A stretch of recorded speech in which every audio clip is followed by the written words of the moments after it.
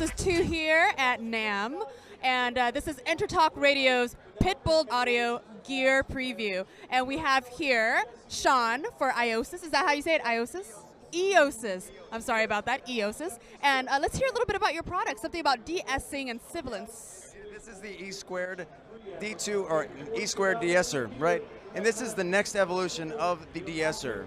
Previous de-essers, basically you have to go in, sweep the frequencies, find the actual frequency that you want to de-ess. Right?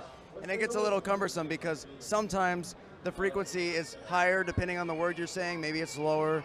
In this case, it takes that completely out of the equation. It detects a sibilant. It knows what a sibilant is, therefore it can say, oh, that sibilant is gone, right? It takes it out of the equation. You can contour the shape at which it takes it out. You can have it take out every frequency while it detects the sibilant, or just an individual frequency, right?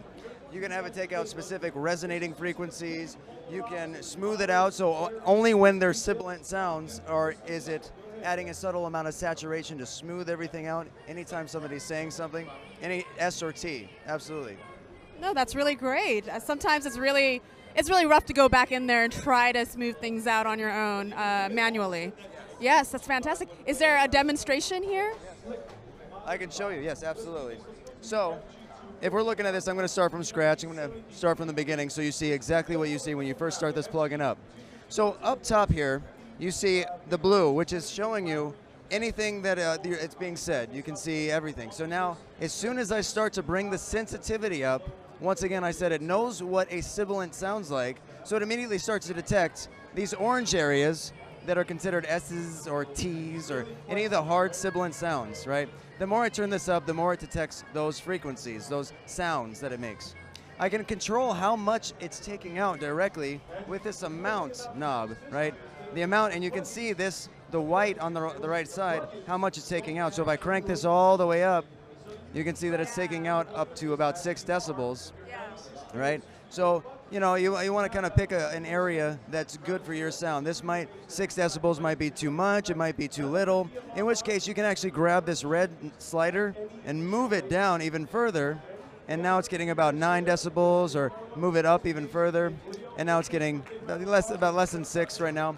So, on top of this, anytime we have any resonating frequencies within our sibilants, like any kind of whistling notes or anything like that, I have this sibilant control. Yeah. So the auto knob right here will actually detect any of those spikes in the frequencies that are resonating, and it will take them down. So the more I turn the auto knob up, the lower it goes down in frequency. It'll actually turn those resonating notes down. That's pretty cool. Yeah.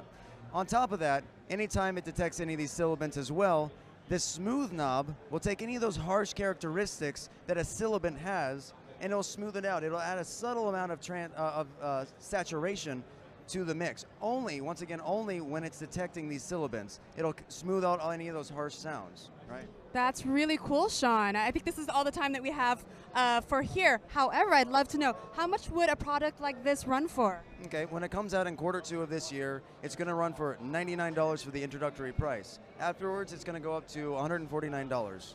That's still quite affordable for a serious musician. Yes, yes. Well, thank you so much for this. Thank you, yes, absolutely.